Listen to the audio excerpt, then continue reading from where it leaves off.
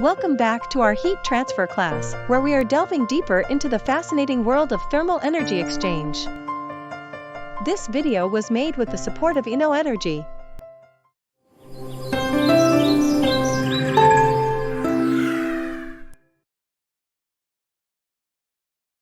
Remember that the introduction to heat transfer is divided into several lessons. In the fourth lesson, you can find a description of the physical phenomena that allow thermal energy to be transferred when there is a difference of temperatures. That is, the heat transfer mechanisms, which are conduction, convection, and radiation. In this eighth lesson, we are about to discover the secrets of the heat transfer rate when there is no medium between solid surfaces.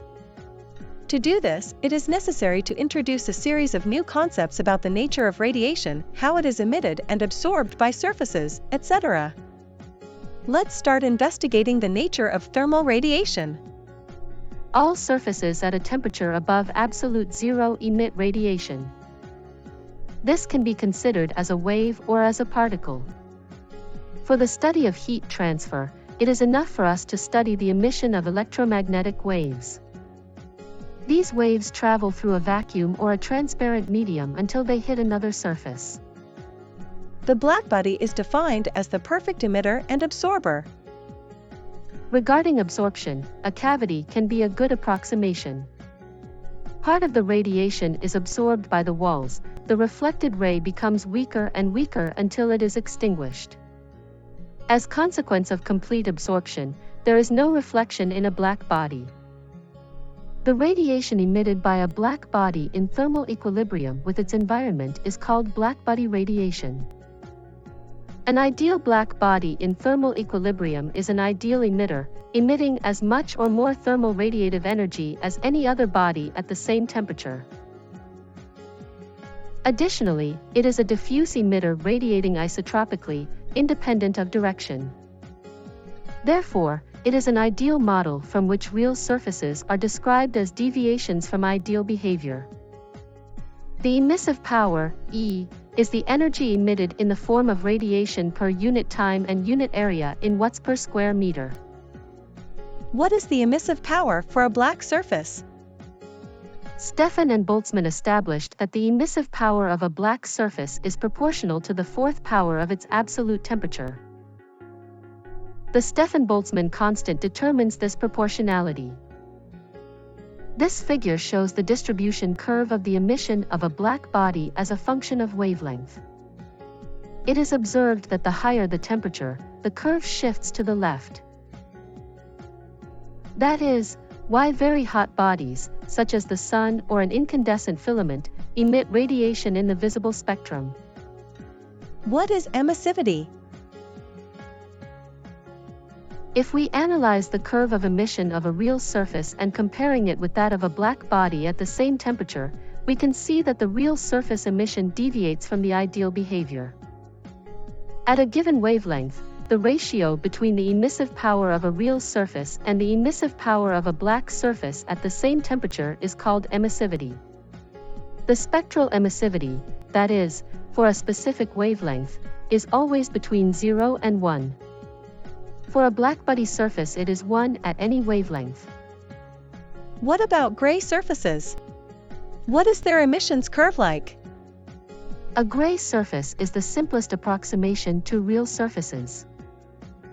The assumption consists in considering that the emissivity is constant throughout the electromagnetic spectrum.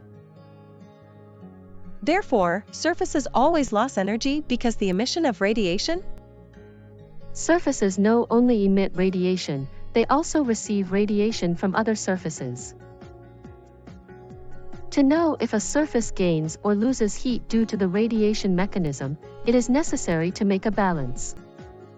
The figure shows the incident radiation flux, G, in watts per square meter. If the surface is opaque, a fraction is absorbed alpha times G and a fraction is reflected rho times G. Alpha is the absorptivity, and rho is the reflectivity.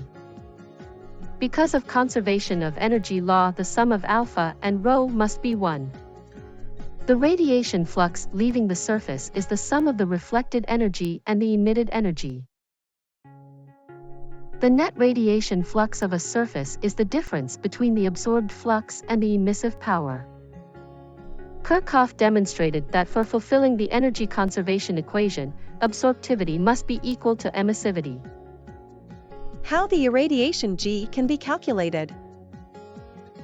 For calculating the irradiation G, first of all a closed enclosure must be defined. The irradiation is the sum of the radiation coming from all the surfaces of the enclosure. If I only need to calculate radiation heat losses in the surface of a building or a device, it is needed to calculate the irradiation? For an enclosure with a small surface surrounded by a very big surface at uniform temperature, you can use a simplified formula. In this case, the net radiant heat flux over the surface depends only on its emissivity, the Stefan-Boltzmann constant, and the difference of the fourth powers of the absolute temperatures.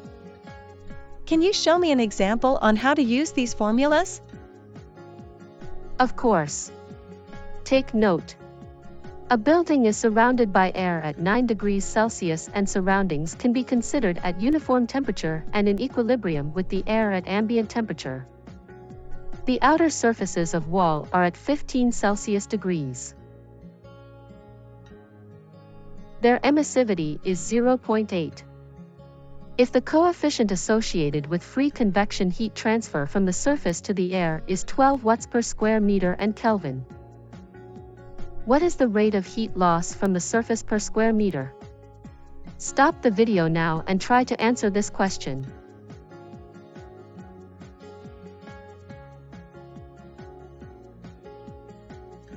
Have you solved this exercise on your own? The heat flux at the wall outer surface is the sum of the convection heat flux and the radiation heat flux. For convection, you can use the Newton's law. And for radiation, you can use the formula of the radiation losses to the surroundings of a small convex gray surface. In this way, the heat flux in the outer surface of the building are 97.24 watts per square meter.